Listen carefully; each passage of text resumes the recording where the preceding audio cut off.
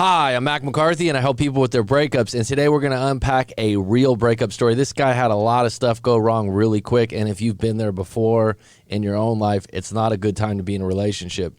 So basically what happens, you lose your job, you have some family issues, it feels like when it rains, it pours, and what happens is you stack issues outside of your relationship. So you're like, oh, I lost my job, oh, my parents are getting a divorce, oh, my dog died, everything was going wrong, but you don't separate the things on what you can work on. So like when you lose a job, you got to get a new CV made, a new resume made, and you start looking for a new job. You might have to lick your wounds for a couple days.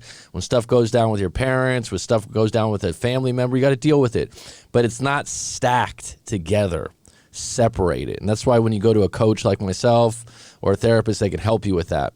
But when you're in a relationship, sometimes what happens is, and in this case it happened, I believe, is that you believe that the other person just doesn't care. What happens is the other person just doesn't have your perspective. They're not in your shoes, and they're not going to feel what you feel when things go wrong. And some people are just not that empathetic to certain situations. Okay, so let's get into it. If you have a breakup story you want to share, or if you want me to unpack in a YouTube video just like this, then please go to writemac.com right there. Send it in, or if you'd like to book a live coaching session, that's available too. If you like this video, throw a like. If you want to subscribe. Let's get into it. Hi, Coach Mac. I hope you are well. I hope you're well too, dude. My ex broke up with me a month ago. She is 21 and I am 25. We were together for almost 2.5 years, and we were short of living together. Okay, so you were about to live together. She has an immense untreated trauma from an ex before me. Okay, so we won't get into that because I don't know the details of it. But those kinds of things can seem like not a big deal in the beginning, but they tend to bubble up when someone's triggered, right? And if she hasn't dealt with it, it's going to be an issue later on at some point, whether that's years down the road or months down the road. At the start of our relationship, we had many problems. Okay, so whenever you start a relationship with a lot of problems, that's not a good sign. Because if you're able to overcome those problems specifically, right? Like someone has a drinking problem, they quit drinking. I always use drinking as an example because it's very clear cut and a lot of people can relate to it. A lot of people have friends or family members that are alks, right? So if you have something like that that's clear what the problem is and clear what the solution is, and it can be fixed, great. If it's one of those things that you're just kind of dealing with, you kind of let it go. Someone likes to party on the weekends. You don't really like that. They went from doing it every weekend to one weekend a month, but then maybe a year down the road they start doing it again. Don't be surprised, all right? Zebras don't change their stripes.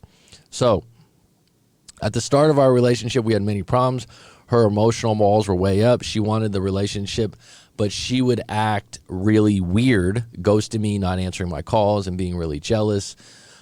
Stole my phone, my password, my passwords. So you said she's 21 and you're 25. This is just a maturity level.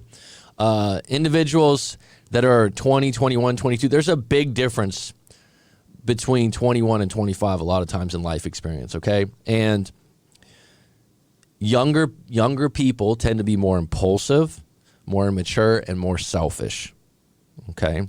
And they like to win. They like to get their way. They don't tend to negotiate things as well. They're bratty, and she's definitely being that way right now. And so when you're like, oh, she's this, she's that, it has to do with her age. That's why when you meet someone that's 21, you're like, damn, you're 21. You're so mature for your age, right? So I have a preoccupied ancient attachment style. So this was killing me. That's a strong word to use. It's not true, and it's not helpful. So change the language on that. But I was trying really hard because I knew that her trauma was the main cause of her behavior. I'm not sure her trauma was the main cause. It could be associated with other things. Like I said, women that age are more impulsive and more selfish, and they want to get their way. Not all, but a lot of them. So that don't have traumas. And I was in love, so I wanted to help her. So this is where good intentions are great, but the reality is you're not trained to help her in this. You also are going to be a little bit biased in an outcome here. And so this is why your intentions are good, but you're going to be frustrated. Also, someone doesn't want their boyfriend or girlfriend to be their therapist, right? And indeed, after many fights and conversations, she opened up. She became more intimate, loving. She went into a university and found a passion. Excellent, excellent, excellent. She was very in love with me. I was her first real relationship, and told me it's the first time she feels free intimately and emotionally with someone. We were making plans for the future together all the time. Unfortunately, my parents were getting a disastrous divorce at the time. Okay, so this is a separate issue than your relationship, but it could affect it a little bit. I lost a close relative due to COVID. I'm sorry to hear that. I lost my job in the second year of our relationship. And in general, my life was going crazy. So you already used the phrase, it's killing me. You've identified with being an ancient attachment style. So if you've watched my videos before, I don't like to get too much into attachment styles. And the reason is because you start identifying with that, it becomes an excuse. It becomes why you do things. If you identify with an anxious attachment style, how can we fix that? How can we work through that and not let that be a problem? How, now that you know that's an issue, how can you reframe that? Okay? How can you overcome it? That's much different than looking at it like I'm just that way. Okay? These issues, this is life, right? At 25, your parents are divorced. It's a lot better than when you're 12, right? The fact that you lost a friend during COVID, I'm deeply sorry about that. Losing your job in the second year of the relationship, it sounds like this stuff didn't all happen at once. But, you know, things happen. You got to deal with them. These are outside of your relationship. I lost my job in the second year of the relationship, and general life was a little crazy. So I was venting a little too much, and I became needy. All right, well, if the result was that you believe was breaking up, so you're venting a little too much, I think if you have a partner, if you have a girlfriend, a wife, the best part of having someone officially, as in your girlfriend, boyfriend, husband, or wife, is that you can vent when you have issues. So I don't know what too much is, but being needy is different than having a situation where you want someone to be with you during ground zero of your parents' divorce, during ground zero of your job. If you carry on for weeks and months, that's a different issue, okay? So really needing her support, I went to therapy, excellent move. Was going to the gym. I'd highly recommend, I've been doing it now for almost 2 years, hypnotherapy as an alternative. And that's something I'm certified in. But I went to therapy, was going to the gym to lose those quarantine pounds, but it was hard. Still, though, our relationship was going great. We had communication. We hadn't had a fight in a year and a half, and we were traveling, going to movies. But suddenly, for me at least, 2 months ago, her behavior changed drastically, almost out of nowhere. When this happens, especially with a younger person in her early 20s, it's usually a change in identity. It's possible they met someone or they're hanging out with a new group. So someone gets a new job or goes to a new school, they usually change their actions, their identity. Very common, someone 21 gets a new roommate and they start going out more. And if the roommate's single, they start doing single activities. So don't think that this is just really crazy. Females in their early 20s tend to do these kinds of things where all of a sudden, what happened? She might have interest in someone else. She might just want to be single, which is very common, right? How many people in their early 20s in Western society want to get married, want to be with the same person for the rest of their life? And so this bubbles up, and then all of a sudden you're like, what happened? It's probably that. Almost out of nowhere, she started being distant again. We weren't seeing each other so much due to her studies and because her sister was staying with her. I would ask her, and she would lie that she has to study. But later, I would call her, and she would be out with her friends. I was socked. I don't know what socked is. This is why you got to go through your story and maybe edit it a little bit. Bottom line is, right now, she's having a lot of good times with her friends. You're coming second. They're coming first. This is very common in someone in their early 20s in university. We had a fight, and after 2 days of silence, I contacted her, and she tried to break up with me through a text, then tried to ghost me. So how does someone try to ghost you would be my question. Either do it or they don't. When we finally met, she told me that she doesn't really want to break up, but she started accusing me of being controlling and that she has lost touch with her family because of me by trying to spend time with me. So what she wants to do is she still wants to be with you. She just wants more freedom. And so she's going to make you the bad guy if you don't give that to her. You're saying, well, it's been fine for this long. Why do we need to change things? And obviously, you can't relate to the family thing because your parents just got divorced. So there might be a little tension there. That she lost her friends because of our relationship, then I'm abusive because I tried to yell at her and tried to hit her in a wall, and that never happened. She even admitted that afterwards by telling me that it was something she felt when we were arguing. That's a huge red flag to say that you did something physical when you didn't and then later admit it. That's dangerous. She also said that she cannot support me anymore on my problems because she felt fed up and that she had panic attacks and felt like she was depressed. I'm not so like she has panic attacks, she's depressed, she wants to spend more time with her friends. It sounds like you're at the back of the bus, okay? You're not going to change that in a day. You're not going to change that in a week. Someone like this, though, a week down the road, a month down the road, if you're still around, you guys could have a really good day. You could have a really good 2 days. She's going to be impulsive. This isn't going to change anytime soon. I'm not a jealous person. She goes out to clubs all the time. That's not a good thing when it's your girlfriend. And I don't have a problem with that. I mean, here's the thing. What do people go out to clubs for? I don't have a problem if your girlfriend goes out like once a month all the time. You're asking for it. You're asking her to meet someone else. You're asking her to live a lifestyle as a single person, but not participate in the fun parts of a single person. So you can't demand that she doesn't go there, but the idea that this is a good relationship and she goes to clubs all the time and you feel good about it because you're not jealous, it's not a good situation to be in.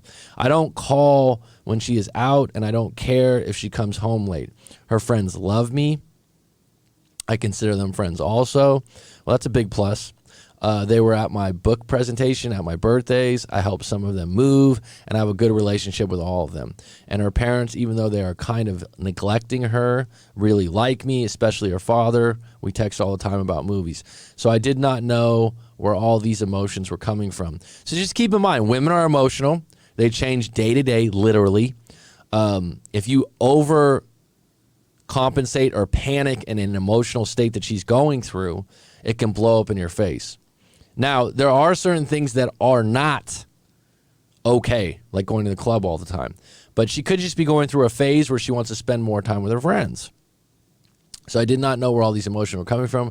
I think she took all her problems and she associated me with just because I was there. I decided to give her space, didn't text, didn't call, and I left her alone to spend time with her friends and family. Good move. But she freaked out and she just started accusing me of cheating on her because I was suddenly distant. All right, so this is a huge red flag. This is one of those ones where it's like, I can't win, Mac. And guys will be in these relationships, and what she's controlling the situation, right? She's making you the bad guy. I tried to explain to her that I was giving her space and that I was trying to find support at myself and not use her as an emotional counterweight as she had asked. And then she said that she is my girlfriend and that if she isn't my emotional support, then who is? A good point, which was crazy because it was the exact opposite of what she was saying a few days earlier. So again, we had a fight. She ended the fight by saying that she loves me and that this will never change, and she promised me that we will fix our relationship. So right here is a classic example of emotional state changing, situation changing, and if this individual is like this now, they're probably going to be like this for a while, okay? So you're going to have to deal with it. You're not going to, there's no special remedy to behavior like this. A few hours after we met and she broke up with me, there was a lot of shouting and crying from both ends. I begged her to stay, but the next day I gave her the breakup and told her that if that's what will make you happy, then that's fine, even though I was heartbroken and angry and the whole thing. Bottom line, if someone breaks up with you, you have a right to, try to get them back in the moment. But at some point within the first 24 hours or 48 hours, you do have to accept the breakup and let loose, even though you're heartbroken, because the alternative is begging. You're just going to push them away more and more and more. But again, 2 days earlier, she was saying how in love she was with me. She never apologized for her weird behavior. There's something missing here to the story. I wouldn't be surprised if she's talking to someone else or she's got interest in someone else. I got into no contact almost immediately except for some text about my things. Excellent move. 2 weeks after, she started tagging boys in her stories. Where there's smoke, there's fire, my friend. Making cocktails and being in cars with a bikini. So these are just things. She wants to be single. She wants to be 21 and have fun. She wants to be someone that goes to the club and does things that single people do.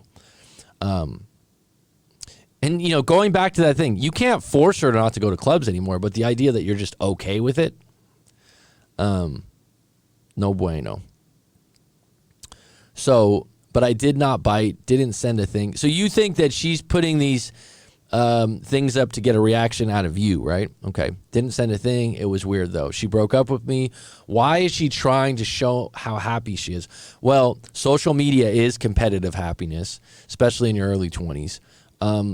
The idea that these messages are just for you is a hypothesis. It's not factual. It's happening, and it's not a good thing. And you're not going to turn around this ship anytime soon. So she's in a place right now where she's shifting. She's acting out differently, and you're not going to change that. No contact includes no social media. Social media is just going to hurt you. So just block her, get off that, go on a social media fast, but stop looking her up. Shouldn't I be doing that? Well, you decide what you want to do. If you're going to be posting pictures of how happy you are when you're heartbroken and angry, that's going to be a lie, right? So, two wrongs don't make a right. Don't stoop to someone's level when you're bigger than that. I still don't understand the main reason of the breakup. If I had to guess, she's 21. She likes to hang out in clubs. She wants to know what it's like to be single again. She wants more freedom. And sometimes she still loves you and cares about you, but not all the time. And so that's a problem. And instead of taking personal responsibility for the fact that she just wants to be single again, she finds ways to blame you for being controlling. And this will just go on and on and on and on again. Now, this is kind of situation like if you posted something or she ran into you with another woman, she'd probably get really jealous and maybe want to get back with you. But then a month, 2 months later, you'd be back in a breakup again. This is just not a relationship that's going to be long-term, okay? Even if you got back together. And you're 25 going, this is something I really want. I just don't think she's as in as you are. And that's okay. You got to accept that. She's at a different place in her life. And I still want her back. I still don't understand the main reason of the breakup, and I still want her back. I'm going to have to see her in a few days because we share the same village, and she works in one of the 3 pubs which are next to each other. What can I do? That's another red flag. She's 21 and she works in a pub. No judgment that she works in a pub, okay? It's just not a good environment for your girlfriend to be loyal. That's all I'm going to say to that. Okay, it's not ideal. I've had a lot of guys that have had girlfriends or wives work at these places, and it's a matter of time before they cheat or do something they regret. And a lot of times they don't tell you. They create a situation like this where you're the bad guy. I mean, she's already taking pictures and going online with other guys. All right? I mean, why do you want her back after that? Because you're not, as a guy, if you get her back, you're not going to be able to just forgive her for that bikini shot, right? Why did she blindside me so much? This girl was in my graduation. She helped me publish my book. I was there for her every day and all her ups and downs and all her mood swings. Mood swings are part of being a female. Like, again, 21, highly impulsive, immature, and selfish. These are characteristics of young people, not of just her. She's finding herself. I helped her economically, and she has done the same. What happened? So like what you do here is like, what about this? What about that? She's being present moment right now. She wants to just let her hair out a little bit. She wants to be single. P.S. So he had written a little add-on to this because I didn't get to the story because it was backed up, and I was doing some coaching sessions this last week and I've been busy. So he said, can I add this? So it says, P.S. So after a month of no contact, I saw her and noticed that even though the last time we spoke, she asked me to say hi to her if I see her. She's asking you to say hi to her. Okay. I tried and she turned her back on me on purpose. Okay, this is the kind of game, you're done. This is highly immature, right? And she's puppet stringing you. I also call this cat pawing. She's just playing with you. This has been going on for 6 days, and yesterday I spoke to her, asked her to meet up and speak about some things, and she said yes, but after her shift and ended, she sat down at a table across mine. She was with 3 dudes and her sister. You're done. You're done. Okay? That's it. This is someone you were with for 2.5 years. You have strong feelings, and she meets up with you with 3 dudes? Come on, man. One of them got her a beer and started talking with her, and after a while, he started eyeballing me. I felt really uncomfortable. I tried to speak with her when she got into the toilet. I asked her, at what time will we meet up? Tomorrow. In the future, she's got a dude with her. He's buying her drinks. She doesn't care about your feelings. This is what I said. When you're like, where did this come from? She's been seeing someone else. If she's not seeing someone else seriously, she's been talking to someone else. You're done. Okay? But she said she would not meet up with me after all and that she has nothing to say to me. I told her that she does owe me an apology after all that, and I told her the dude that has been looking at me for an hour. All right, so bottom line is, you got your reality check. A lot of times people go, I just want to know what they're up to. I want to know what they're thinking. Here you go, true colors right here. She's got some other guy she's seeing, and this is why when you break up and you're like, I just want to meet up again, it's all right, but just realize it could be a bad thing. It could get worse. She's seeing someone else. She's talking to someone else. This guy that was looking at you, he owes you nothing. She owes you nothing because you're not together right now. So right now, you just got your truth serum. This is where she stands right now. Can you deal with it? Now, you could take this as, that's wrong. She hurt me. I can't believe this. Or you could take it as, you know what? I'm done. Bye-bye. Don't look back. C'est la vie. She told me that she is looking at me because I was looking at her, and he is not romantically involved with her. Whatever. Okay? If she had an inkling of respect for you, she'd meet you in a private setting, one-on-one, and even if she doesn't want to be with you, she'd tell you directly, look, I just want to be single again, because that's what she wants, but she wants you on the string, and she wants to catpaw you and play with you. Just in case she has a bad day, she has you to call. And you're playing right into it, bud. And then she told me she doesn't want to have this conversation here. Things got heated a little, and that is on me. I tried to tell her some things and have been bothering me, but I let her go by asking her to meet up again, and she said yes. Later, I sent her a message saying how uncomfortable it was for me trying to say hello to her. This is pity-seeking. It's worse than being needy. She might feel sorry for you, but she's not going to be attracted to you. It's actually anti-attractive, okay? Later, I sent her a message saying how uncomfortable it was for me trying to say hello, something she asked me to do, and her ignoring me, and at the same night, having a dude I know nothing about looking at me for almost an hour. But I got ghosted. You're done, okay? That's it. All this transpires. Look, and it's really difficult because you go, you know, we have this great relationship. We're together 2.5 years. Her friends like me. Her dad likes me. You're building a case, right? But you're not seeing the present, all right? You're here, she's here on the feeling level. You're not going to bring her up with pity. Oh, I said hi to you like you asked. Pathetic. All right? If you want to go a little further on this, book a live coaching session with myself, and we'll dig a little deeper and get you some further clarity so you can start building a case of why you're in no contact and you're going to move forward with some dignity in your balls. All right? Hope that helps. If you got a breakup story you want to share, go to writemac.com and send it in.